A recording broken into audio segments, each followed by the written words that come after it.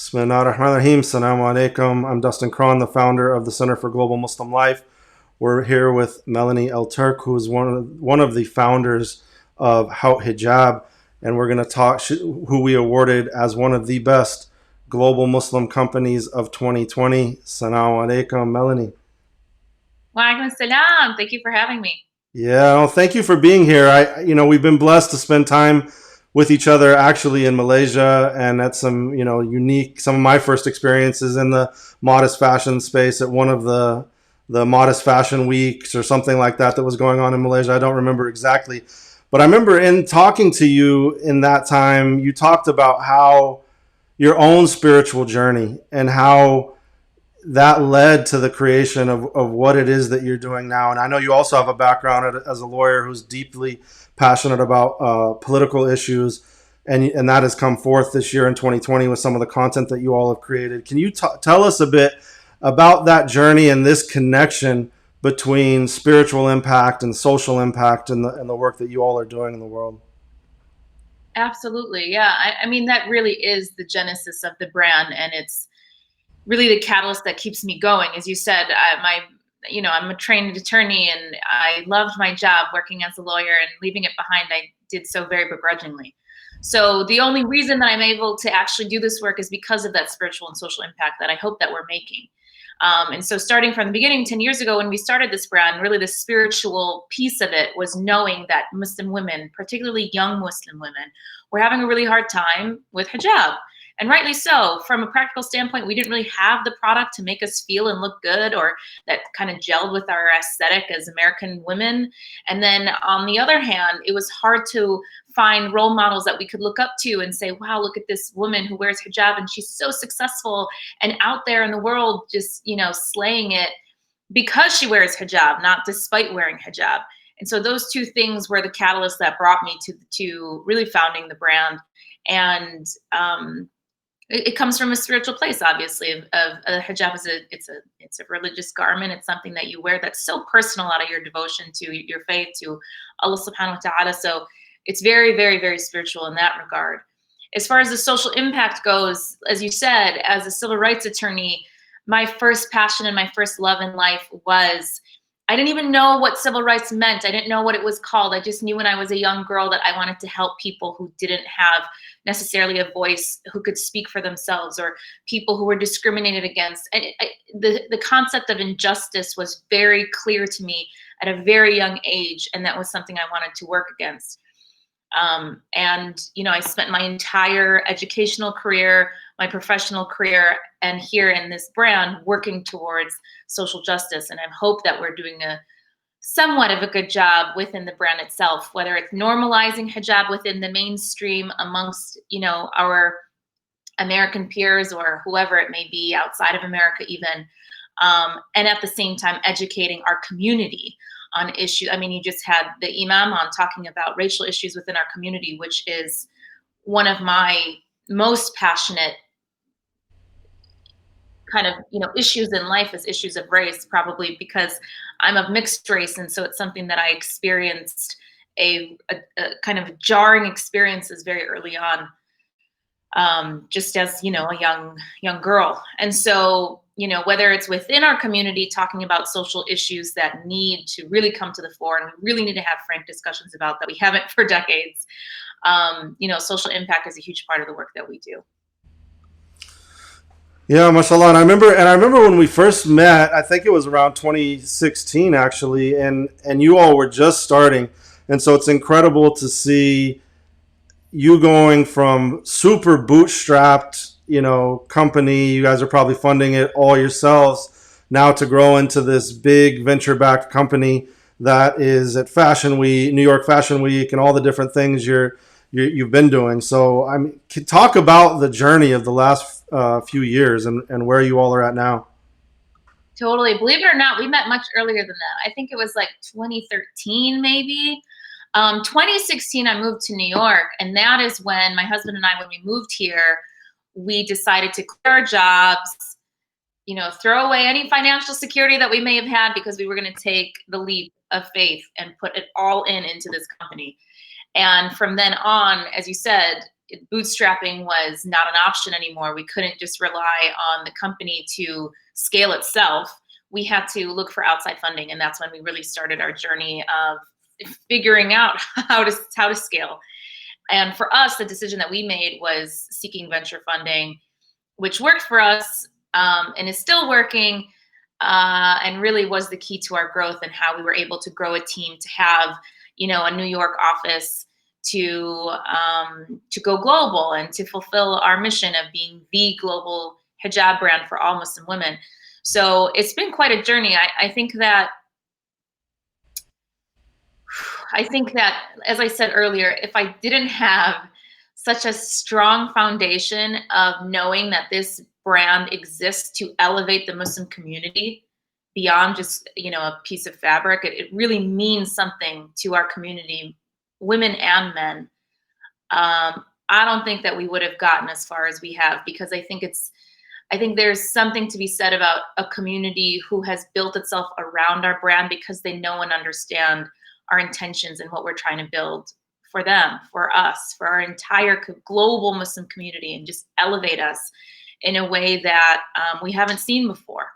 So we operate with, a very clear mission, which is, number one, to build a world where every woman feels comfortable and confident, but by doing that through ihsan, striving for perfection in everything we do, whether it's communicating with customers, whether it's the product itself, or the packaging, or incorporating sustainability into everything we do as custodians on this earth.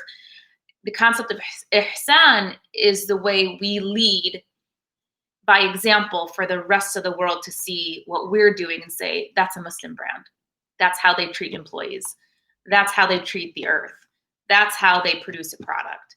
And that's what we're trying to do. MashaAllah, that's super fascinating to hear that. And so take us through some of then how that happens in something that's as complex as a fashion company, where you're of course dealing with sourcing, and you're dealing with, like you said, you're dealing with materials and environment. And so how have you all thought through that, and how is that manifesting for you? Well, it starts with your team. Every single person on the team has to be on board with your values and your mission, Muslim or not. I think our team right now is about half-half, Muslim and non-Muslim, and they have to understand where we're coming from, what our values are, what we're about, what we stand for, what we don't. And then, and only then, can that culture fit be right for them to do the work with us. And so we are people-centric, we're people first. And then it's, and then it's the brand. The team is if your team doesn't work, if they're not all aligned on the mission that you're all working towards, then nothing will work. And we've been so incredibly blessed to have this amazing team of people who are so passionate. I mean, we were just talking about our athletics video that was created from ideation, scripting, shooting, casting, editing, start to finish, by our videographer, who is not Muslim, yet was able to create this beautiful story of a Muslim woman without being part of our community. And that's a testament to the incredible culture we've built and how selective we are about the team members we bring on to tell these stories. Because ultimately what we're trying to do is to change that narrative of what it means to be a Muslim today, and to show stories of Muslim women just being themselves, because it feels so simple of an idea, yet it's not something that we're accustomed to seeing, because we're used to seeing ourselves demonized and victimized, and it's just so whatever we see of ourselves is so negative. And so we wanted to flip the script and really just show this powerful image of a woman just being herself. And that in and of itself, our motto at Haute Hijab is we have the world's best hijabs for the world's most powerful women. And I believe that with all of my heart, that a Muslim woman who knows who she is, don't mess with her. She is the most powerful woman on earth. And it's such a pleasure to be able to serve her. MashaAllah. Yeah, that's amazing. And I actually was telling you, I teach your video in our Digital Media Academy course as a great example of a brand manifesto video. So much props to to the filmmaker that you're working with. What's their name? His name is Frankie Turiano. He is brilliant. MashaAllah. So let's check out the video real quick.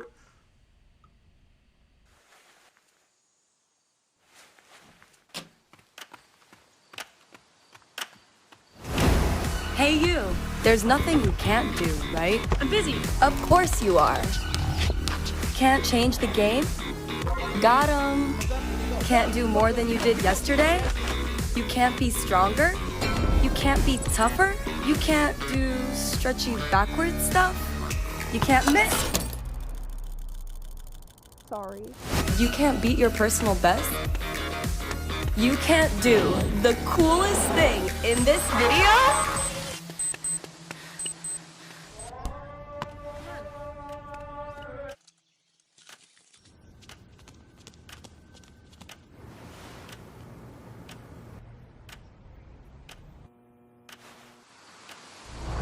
You come back even stronger. They tried to ban you? You don't sweat it, right? I'm cool. All right, ladies, go out there and get it, because we never settle for anything. So tell me I can't. I dare you. MashaAllah, so incredible on so many levels. A, the scripting, they tried to ban you. B, I think it's amazing that you're sitting here fighting literally these global brands like Nike and others who have tried to enter the hijab space, and then you go and crush them in terms of your advertising, mashallah.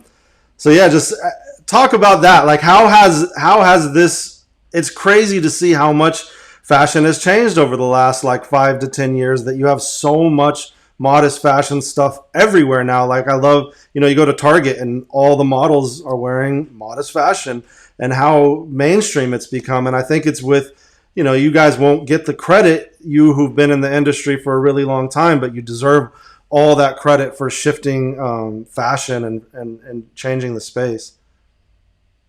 Alhamdulillah. And honestly, that's all the credit I need, is to see in mainstream these images that we didn't see before. That's all I've been trying to do. And it's so incredible to finally see it 10 years later.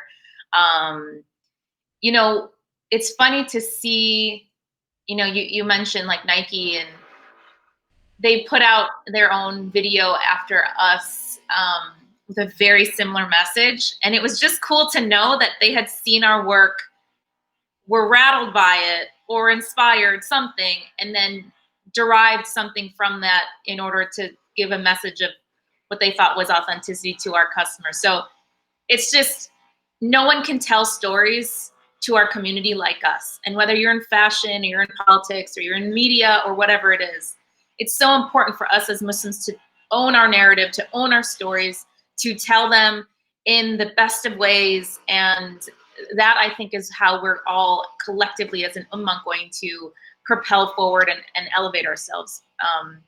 And so, yeah, I think even 5 years ago, we probably couldn't have told that story, but our community and this space has evolved so much that it felt so right. And it was just the perfect culmination of fashion, spirituality, social impact, all in one, which is exactly what we are as a brand. Yeah, and then I love that you also used Bilqis Abdul Qaadir as like the brand ambassador for the video and for the launch, because she's someone who, those who don't know, who's been fighting this FIBA, the International Federation of Basketball, ban on hijab. I believe they recently won the case. Did something happen recently with that? Yeah, it was finally overturned. I mean, it was 4 years of her fighting to overturn that ban. And it was like Bilqis or bust. Like, I was not going to tell this story without her. During, this whole quarantine, she was in Canada. So there were complications with her coming to film. And Frankie, our videographer, was like, if I have to set up a crew in Canada, I'll do that, because there was no telling the story of Can't Ban Us without her and her incredible journey. And so she is our Haute Hijab sport ambassador, and we've done a lot of work with her, and we're going to continue to do work, really like the social impact work of working with sports organizations, whether it's schools, these international organizations, what have you, to ensure that Muslim women aren't being excluded from the conversation, from playing their sport, because that is, the sports hijab is great and it's practical and it's necessary, but it's secondary to the social impact work and the social justice work of making sure that we're not excluded from these athletic activities to begin with. So it's great that we're working with her, and our team has been hard at work talking to different organizations and paving the way forward. Yeah, mashallah. And then finally, I wanted to close with this idea of the global Muslim company. It's interesting. I remember we named you in our first list that we did back when I was my first company I founded, Ummah Wide. We named you as one of the top global Muslim startups, and I think it was 2015. And then now, and we named Launch Good in that list. Noor Kids was in that list, and here are a whole group of these companies, Yaqeen, Wahid Invest, now have emerged that have actually manifested what it means to be a global Muslim brand. So, can you talk a bit about what that looks like, both from a brand perspective, the type of data you see? Because I think what we're seeing is that this market exists where we can market to people around the world. We can and we can grow companies that are truly global and have a global market. Absolutely. And for us, our global imprint is really finally starting to manifest in a very real way that this coming year, 2021, where we'll actually start to open up warehouses internationally rather than just shipping globally. So that's a huge shift for us. And, has always been part of the plan of being that global brand. And so it really is like anything, we've been centered so much on the American Muslim consumer. And so knowing her was so part and parcel to being a successful brand. And as an American Muslim woman who's been wearing hijab since I was 13, it came very naturally to me. However, as we move into different international regions, knowing and understanding that Muslim consumer is also going to be part and parcel of our success. So it's going to take a lot of research to understand how does the European, not even, the French Muslim woman live? What are her issues? What are the things she's dealing with? I mean, France is like such a terrible example, given what's happening. Maybe it's not actually because there's so much work to be done. But, the Malaysian Muslim, the Nigerian Muslim, the Gulf Muslim, the Egyptian Muslim woman. We are so diverse, and we have a plethora of issues. I just posted something on Instagram the other day that really rubbed people the wrong way just by virtue of their own experiences in a specific country, because it was so contrary to what they've experienced as Muslim women. And you have to have compassion and understand that, we are not a monolith. We are such a diverse community with a complex history and issues plaguing each one of these regions. And so for us to be successful, we have to understand what those issues are and how to speak to her. Because as we said, like, the social impact comes first, and then comes the product. And if we can help in whatever area it is that she's struggling in, then I know that we'll be successful with creating brand loyalty in that region. Yeah, that's great. And I think what's one of the interesting things about your company is that you're also this dynamic duo of a husband-wife founding team, but Ahmed doesn't get all the love that maybe he deserves, but he's played such a huge role in the marketing side, in the data side, and in growing the company. So that's what it takes to find a global Muslim audience, is finding where that audience is. Because I think that, like, our experience is we'll get about 50 to 70% of the audience can be the United States. And then you get these huge spikes that are global based on the different projects that you're doing, right? And so, yeah, anyway. So, yeah, but thank you for your time. Thank you for all of your work. And we're super excited to see what's next. Reflect a bit on that for us. What's next in 2021? It's interesting. It must be, interesting in the middle of COVID to be a e-commerce first platform, and then to see what's happening with everything. So you said you're opening warehouses globally. What else can we expect in 2021? Well, you can continue to expect great innovative products. I think that's what we're known for, is really pushing the boundary when it comes to innovating on existing designs, but also innovating on the textile itself. So, for example, our athletics hijab was the first time you've seen a textile with this much tech built into it. It's actually made out of coffee grounds, which speaks to our sustainability efforts, but at the same time has built-in technology that lowers your temperature. It's moisture wicking, it's odor repellent. It's an incredible textile. And so we're going to apply that to different verticals, whether it's medical or swim or, just we need to be the brand that speaks to the woman in any touch point of her life when she needs that hijab. whether she's working out, she's shopping, she's a student, she's a doctor, whatever she is. She needs a hijab for that. We're going to provide it. And so we're going to continue pushing the envelope on our products, on the product front, continue to expand in terms of reach on the global front.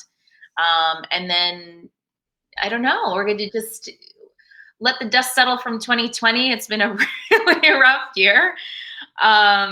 And, you know, continue to, as you said, we have a really robust blog and social mission. So continue to do the work that we need to do to just elevate this community. And thank you for giving Ahmed his props, because I agree, he doesn't get enough, and he works behind the scenes and so hard, and he's a really private person. So people don't understand that he is half of this brand. I mean, him and I started it together. I know I get a lot of credit, but we would be nowhere without him. So thank you for that. Yeah, of course. And thank you for all your work. And we pray for you all and your continued success. And tell people where they can find you. Thank you. And before I do, Dustin, I want to thank you for all the work that you're doing. Since I met you, you have had such a commitment to this community and just bringing us all together in a way that lifts us all up. So I want to thank you for doing this, because when I saw it, I was like, this is long overdue. And it's a beautiful thing. So thank you. And you can find us online at hautehijab.com, HAUTE hijab.com. Our biggest platform is Instagram. You can find me there. I control the account. So if you comment or DM me, that'll be me saying what's up. I love to talk to people. So please reach out. And then, of course, we're on Facebook, YouTube, and our blog.hautehijab.com it's an incredible resource for literally anything that has to do with Muslim women lifestyle. So check that out as well. Awesome. Yeah. Thank you. And thank you for your kind words. Yeah, we really want to, what does it look like to really take the global Muslim social and spiritual impact space to the next level and to network all of the companies and the people in the space? So we pray that this is year one, and that in maybe at the end of 2021, early 2022, we can all actually see each other somewhere in the world, or in multiple places in the world. I can't wait. Inshallah. Yeah, thank you. All right. Assalamu alaikum. Alaikum salam. Take care. Thank you.